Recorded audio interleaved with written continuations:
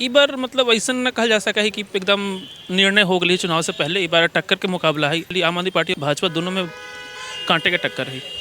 लेकिन ओतऽसँ हम बैचलर करलहुँ, लेकिन ओतऽसँ मुदा हमरा कोनो एहन लाभ नहि भेटल। बैचलर्स करलहुँ, बहुत मैथमेटिक्स ऑनर्समे हम बैचलर करलहुँ। ओकर बाद हमरा बहुत मजबूरीके साथ अपन गाम समाज छोड़ि कऽ दिल्ली आबय पड़ल। बिहार के सबसे बहुत बड़ा खासियत बात ई छै कि सामान्य वहाँ के बिहार के जे भी छात्र छै उस सामान्य संसाधन पर असामान्य कार्य कए के दिखाबै छै। ई बहुत बड़ा बात छै, बिहार में बहुत बड़ा बात छै। अगर अहाँ देखबै 2000 के बाद जे पार्टी MCD जीतलकै हैं, MCD में जकर सरकार भेलै ओ विधानसभा हारि जाइ छै। 2002 में BJP MCD जीतलै रहे, 2003 के चुनाव में कांग्रेस विधानसभा जीत गेलै रहे। एनाही 7 में MCD BJP जीतलै रहे, 8 में कांग्रेस विधानसभा जीत गेलै रहे। ई बेर MCD केजरीवाल जीतलखिन। आब देखियौ रिजल्ट की होइ छै।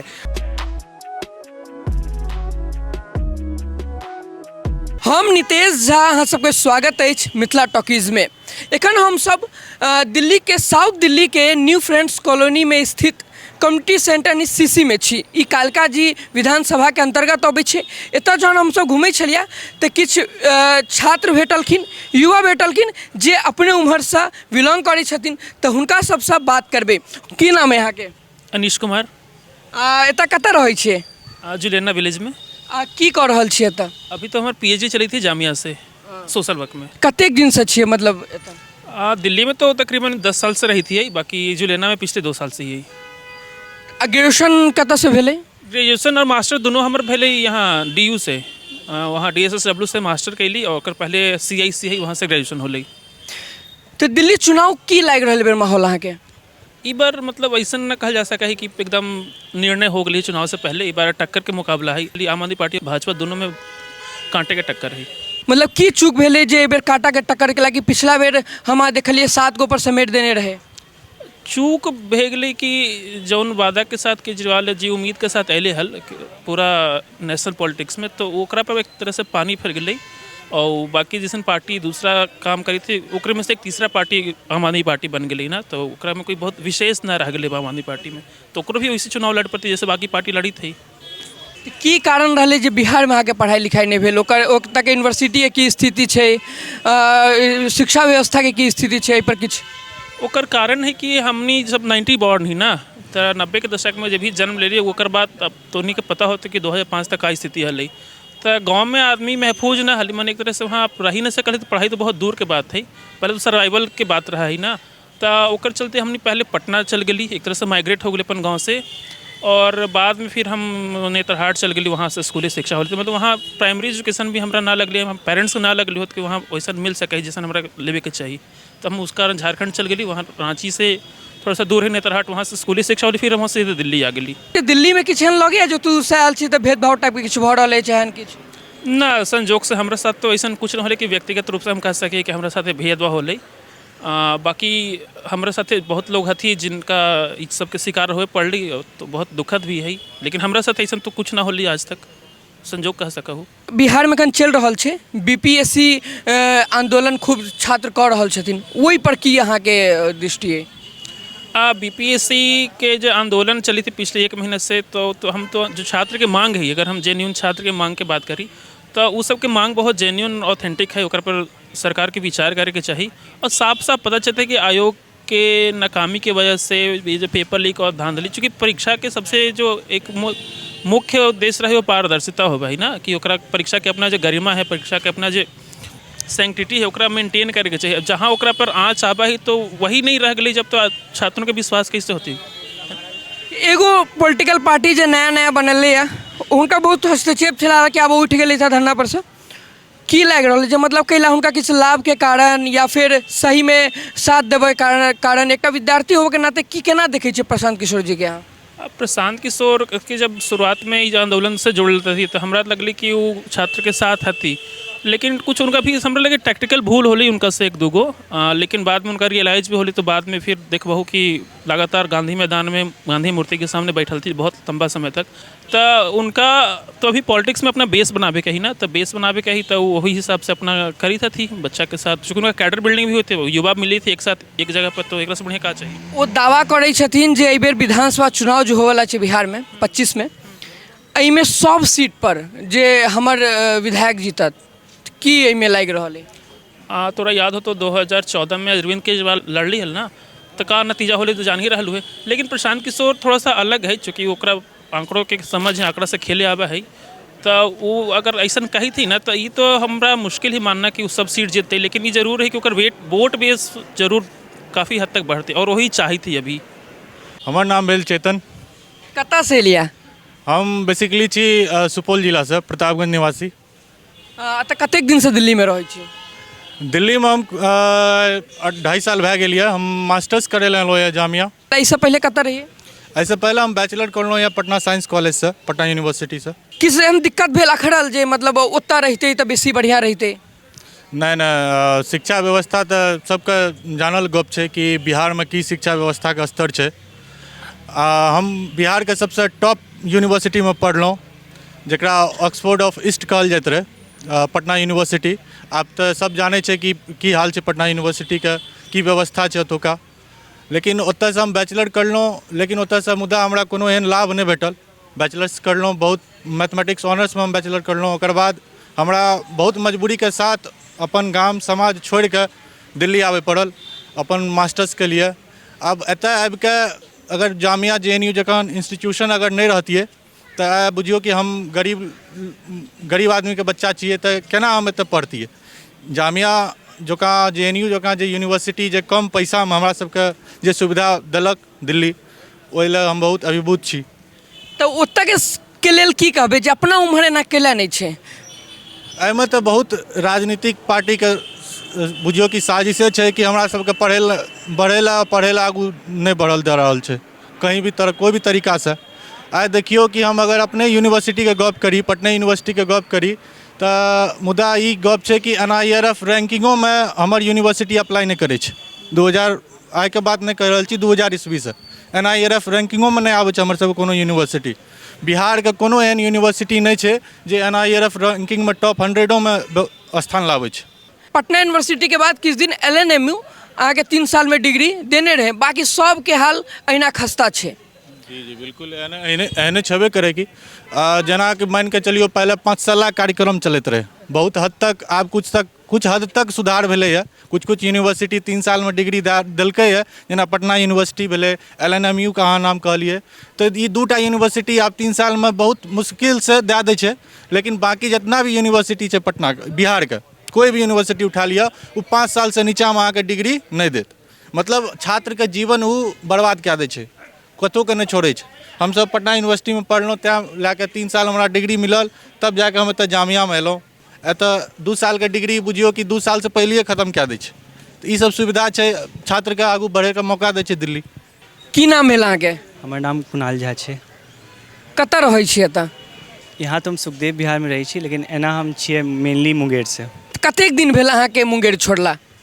मुंगेर छोड़ला तो अभी एना बैचलर्स के जोड़ि देबै तो 5 साल हो जेतै। बाकी किएकि 3 साल हमर बैचलर्स होल छै पटना यूनिवर्सिटी से, अभी 2 साल से जामिया में छियै, मास्टर्स कए रहल छियै। ओतेक दूर से मुंगेर से अहाँ एतऽ दिल्ली एलियै, एहन की रहलै बिहार में चूक जे ओतऽ से अहाँके आब मास्टर्स ओतौ से भऽ सकै छलैया? बिहार के शिक्षा व्यवस्था के बारे में सब आदमी बहुत जानै छै, कोई एकदम सर्वविदित बात छै। केहन व्यवस्था छै, अभी सबसे वर्तमान उदाहरण ओकर BPSC के प्रोटेस्ट अहाँ देखिए रहल छियै। सरकार के की रवैया छै, मतलब एहन स्थिति छै कि जे बिहार एक समय शिक्षण संस्थान के मामला में ओकर नाम पुष्पित हो रहे, बिहार के नाम पुष्पित हो रहे, नालंदा विश्वविद्यालय के नाम से वो पुष्पित हो रहे, अब एकदम ओकर विपरीत स्थिति छै बिहार में। शिक्षा व्यवस्था के तो कहीं कोई बातें नहीं छै। एक यूनिवर्सिटी छै, वो भी पढ़ाई से ज़्यादा ई बात ले बेसी फेमस छै कि वहाँ पर 3 साल में ग्रेजुएशन कराए दै छै समय पर। तो बिहार में शिक्षा व्यवस्था के हालत एकदम खराब छै। सरकार ध्यान नहीं दे रहल छै, नहीं ई सरकार से तो हमरा उम्मीदों बहुत कम छै कि वो ध्यान दे सकै छै। कोई उम्मीद नहीं है। कि अगर कोनो कॉलेज रहते कोनो संस्थान रहते होता या फिर कॉलेज के बाद जे रोजगार अहाँ के जे दिशा में अहाँ देखते हेबै जे फील्ड में ओहिमे अगर ओतऽ होइते नीकसँ तऽ अहाँ ओतहि रहितियै। एहिपर कोनो कचोट होइए? बहुत कचोट होइए। अहाँ बुझू कि अगर लोग अपन जगह पर रहै छै तो जे इकोनॉमी छै ओकर उहो तो बढ़ि जाइ छै। वहाँ हमरा रूम खर्चा पड़ै छै 5,000, यहाँ हमरा पड़ै छै 10,000। वहाँ हमरा खाइके पड़ै छै 3,000, यहाँ हमरा पड़ै छै 6,000। सीधा डबल मामला छै। दोसर बात ई छै कि घर परिवार से आदमी दूर रहै छै तो बहुत नीक, मतलब ओकर मनस्थितिके अगर बात कयल जाए तो उहो बहुत नीक नहीं रहै छै। किएकि घर परिवार से दूर रहै छै तो एगो असुरक्षाके भी भावना तो मन में रहै छै ने ओकरा, कि मान लियो तबियते खराब भऽ गेल या कोई भी तरहके बात भऽ गेल तो छात्र सब छियै तो यहाँ जे दोस्त साथी छै से उहे सब दौड़ सकै छै। घर परिवारके आदमीके तऽ आबैमे 6 से 12 घंटा लागि जेतै। इहो एकटा बहुत बड़का रोजगार छै, भाषाके अपनेनाइ चाहे भाषामे काज भेनाइ। अभी देखियो हमरा एक तो IAS ऑफिसरके नाम याद नहीं आ रहल छै। पहले वो अयोध्याके DM रहथिन, कोई झाजी रहथिन, हमरा ध्यान नहीं छै, लेकिन वो मैथिली अपन ऑप्शनल सब्जेक्ट लेने रहथिन और बहुत नीक से उनका मार्क्स आयल छलै। तो जे बात छै कि UPSC जेहन सब्जेक्ट में अब तो संविधान भी अपन मैथिली में आबि गेल छै तो बहुत गौरवके विषय छै। तो भाषाके तो गौरव छै, भाषा गौरव छै आ सदैव हमरा लगै छै कि वो रहैके चाही हर आदमीके अन्दरमे जे ओकर मातृभाषा छै। मातृभाषाके लेके बहुत लोगके मनमे बहुत सारा कन्फ्यूजन रहै छै कि केकर जेना बिहारोमे बहुत भाषा बोलल जाइ छै। सिंपल एकटा आदमी कहल गेल छै, एकटा बात कहल जाइ छै मातृभाषाके लेके कि व्यक्तिके जे भाषामे सपना आबै छै वही ओकर मातृभाषा छै। तो जकरा इंग्लिशमे सपना आबै छै ओकर मातृभाषा अंग्रेजिए छै, जकरा मैथिलीमे सपना आबै छै ओकर मातृभाषा मैथिली छै, जकरा हिंदीमे सपना आबै छै ओकर मातृभाषा हिंदी। अहाँके मैथिलीमे अबैए सपना? मैथिलीमे आबै छै सपना, हमरा मैथिलीमे सपना आबै छै। हम मैथिलियो सपनामे देखै छी, घरमे बाजबो करै छी मैथिलीमे, और दोस्तो महिम बहुत सारा मैथिलीमे छै, मिथिलाके छै। तो हम सब तो मैथिली और भाषाके गौरव तो छै। BPSC प्रोटेस्ट बहुत बड़का मुद्दा छै बिहारके लेल। बहुत राजनीतिक पार्टी एहिमे हस्तक्षेप सेहो केलखिन, उठि सेहो गेलखिन। एहि पर की केना कहबै? एक समय छलै जब पटना यूनिवर्सिटी से इतना BPSC के अभ्यर्थी उत्तीर्ण होकर निकले छलै, इतना निकले रहे उत्तीर्ण होकर। अब एहन समय आ गेल छै कि मतलब बुझू कि उत्तीर्ण के बाद तो अभी भी बिहार UP के आदमी बहुत ज़्यादा IAS के परीक्षा में उत्तीर्ण होइ छै। तो दोसर बात ई छै कि अहाँ अगर NIT घाट जाए पटना में कभी, NIT घाट पर पेपर एक साथ खोल के लोग डिस्कस करे छै। बिहार के सबसे बहुत बड़ा खासियत बात ई छै कि सामान्य वहाँ के बिहार के जे भी छात्र छै उस सामान्य संसाधन पर असामान्य कार्य कए के दिखाबै छै। ई बहुत बड़ा बात छै बिहार में, बहुत बड़ा बात छै। और वही कारण छै कि अगर उस सब छात्र के सही रिसोर्स वहाँ भेट जेतै ना, ठीक छै, तो कोई छात्र के कोई पलायन नहीं करे पड़ सकै छै, कोनो ओकरा सब सुविधा उमरे भेट जेतै। इएह तऽ दिक्कत छै, सब किछु भेटै नहि छै। एकरा लेल के जिम्मेवार, केकरा मानबै हम? सरकार जिम्मेदार छै, सरकार जिम्मेदार छै। एकरोमे कोनो दिक्कत नहीं छै कि नीतीश कुमार अभी तक के बिहार के सबसे सफल CM छथिन, ठीक छै। रोड, बिजली, पानी जे भी चीज़ भी आयल छै आज तक बिहार में, जे भी डेवलपमेंट के कार्य लोग देखै छै वो सब नीतीश कुमार के देन छै। इमे हम संकोच नहीं करै छी, लेकिन डेवलपमेंट के मूल आधार तो शिक्षा छै। लेकिन नीतीश कुमार शिक्षे के छोड़ने छथिन।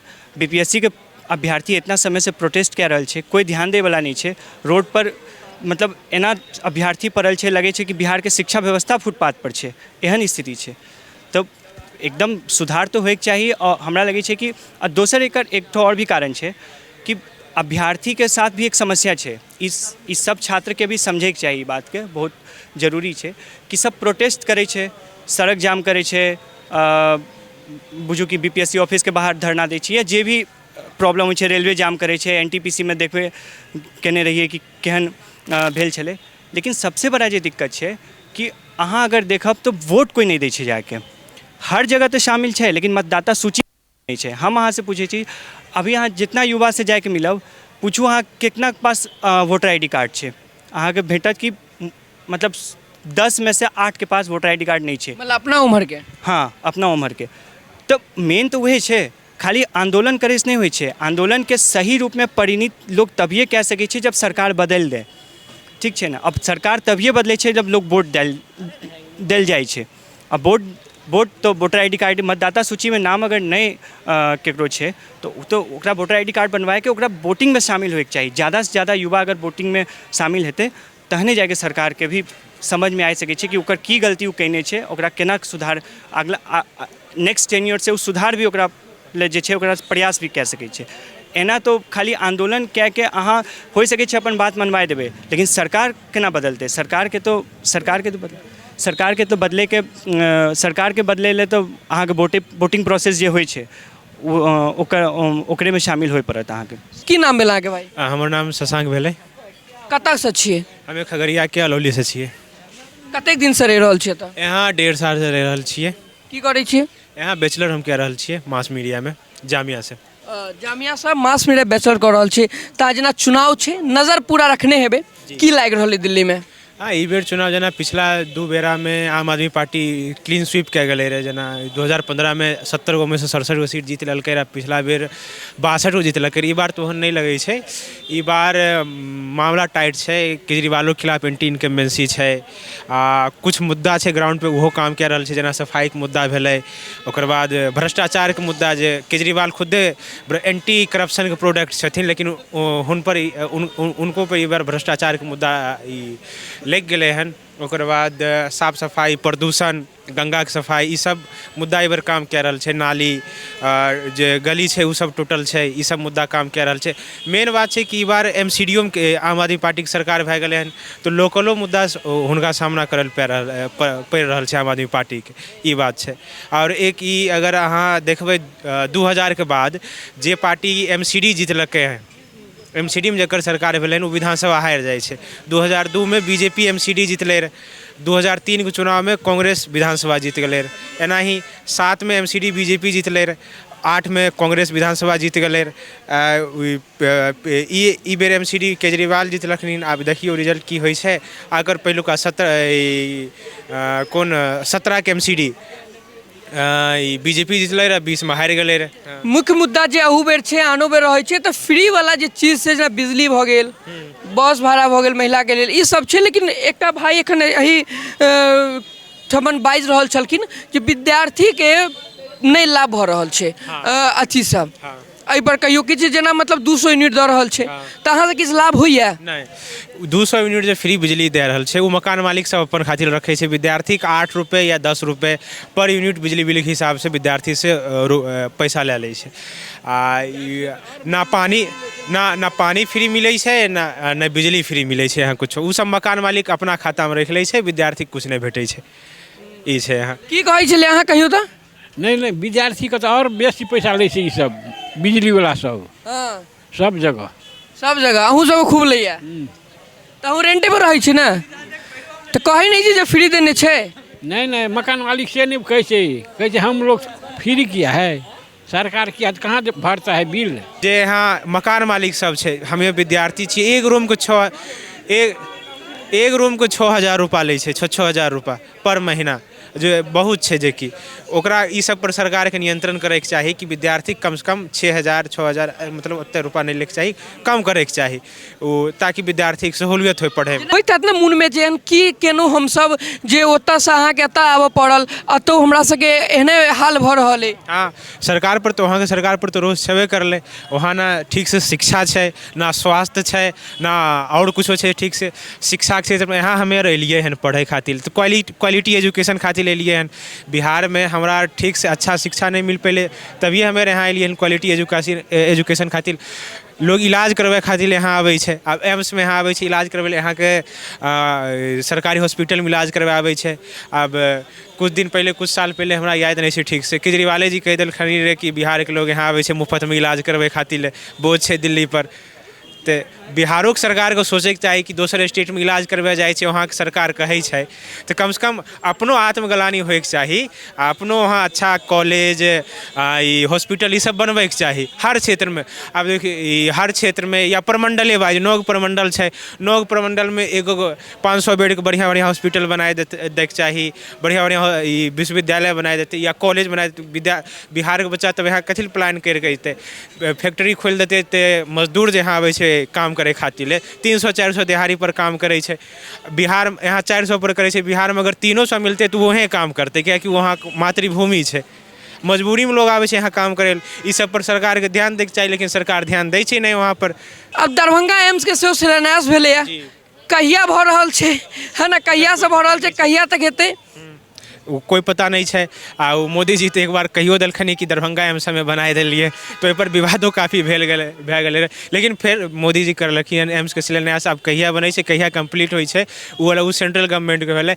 बीच में तो कुछ साल विवादे में चलि गेलै कि जमीन यहाँ हमरा केंद्र सरकार कह रहे कि हमरा राज्य सरकार जमीन नहीं दै छै, राज्य सरकार कह रहे कि हम जमीन दे दिलिए हन, तो वो विवाद है। राज्यो सरकार के अपना तरफ से पहल करे के चाहिए, रोजगार के सृजन करे के चाहिए, फैक्ट्री लगावे के चाहिए। ऐसा नहीं है कि वहाँ फैक्ट्री नहीं लग सकै छै, प्लेन है बढ़िया वहाँ फैक्ट्री लग सकै छै, विदेशी कंपनी को वहाँ बोला, कानून व्यवस्था वहाँ बुलाबो कि बिहार में पहले जैसे माहौल नहीं है, वहाँ सब शांत भए गेलै हन। विदेश से इन्वेस्टर लाबो, जेना दोसर स्टेट आने छै, तमिलनाडु उधर आने छै, तेलंगाना लाने छै, वहाँ के चीफ मिनिस्टर विदेश जाए छै, 8-10 दिन खातिर कंपनी से बात करे छै, इन्वेस्टमेंट आने छै, फैक्ट्री आने छै। बिहारो सरकार को ना करे के चाहिए, बिहार में फैक्ट्री आने के चाहिए, रोजगार के सृजन दे के चाहिए, ये सब करे के चाहिए। अब सरकार के ऊपर से सरकार की करे छै की नहीं करे के छै।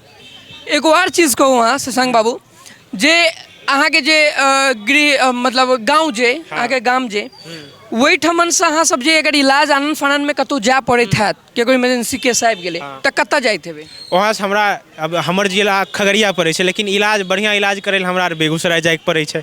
अब सोचियो 60 किलोमीटर दूर छै, बेगूसराय जाए पड़े छै अच्छा इलाज कर, मतलब अच्छा नॉर्मल इलाज तो गाँव में नॉर्मल सब डॉक्टर होइ छै, बोखार ई सबके भए जाइ छै, लेकिन अगर कोई बीमार पड़ि गेलै, सीरियस बीमार भए गेलै चाहे कुछ भए गेलै, तो ओकरा इलाज करबै ले बेगूसराय जाए पड़े छै, चाहे पटना जाए पड़े छै, चाहे दिल्ली आबे पड़े छै। अगर आसपास में या जिले में हमर जिला है, हमर गाँव से हमर जिला 25 किलोमीटर पड़े है, आ बेगूसराय 65 किलोमीटर पड़े है। अगर जिला मुख्यालय में एगो बढ़िया हॉस्पिटल सरकार बनाए दे तो लोग जिला मुख्यालय जैते, बेगूसराय तो नहीं जाए पड़ते हमरा आर के, तो ये सुविधा होते। लेकिन सरकार के ई सब पर ध्यान दैके चाही, लेकिन अभी सरकार दैए नहीं रहल छै ई सब पर ध्यान। DMCH कहियो गेलियै? DMCH गेलिए, एक बेर गेल छियै, वहाँ जे गंदगी छै, बिल्डिंग टूटल छै, सरकार नहीं कुछ ध्यान दे रहल अहूँ छै। सुनली कि जे सुअर घूमैत रहै छै? हाँ सुनल छियै। हंसी लागि रहल है? लगबे करे छै हंसी की, शर्मो के बात छै, हंसियो लग रहल छै। सरकार के शर्मो करे के चाही करे के चाही। DMCH ओहन हॉस्पिटल छै, आ वहाँ सुअर घूमै छै, बिल्डिंग ओकर टूटल छै कुछो, ये सब DMCH छोड़ियो PMCH जे राजधानी में छै, वहाँ के अहाँ बिल्डिंग जाके देखियो, वहाँ के बिल्डिंग के की हालात छै।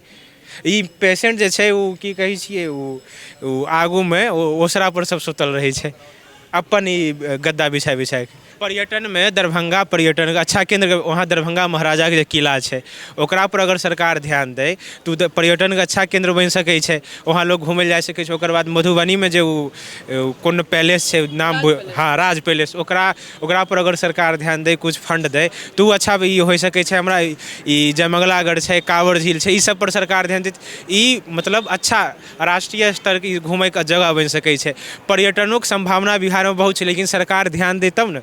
सरकार ध्याने नहीं दै छै, कुछो हो तो जात पात सब अपन अपन समीकरण साधे लगे छै, कोनो चीज में ई सब पर ध्याने नहीं।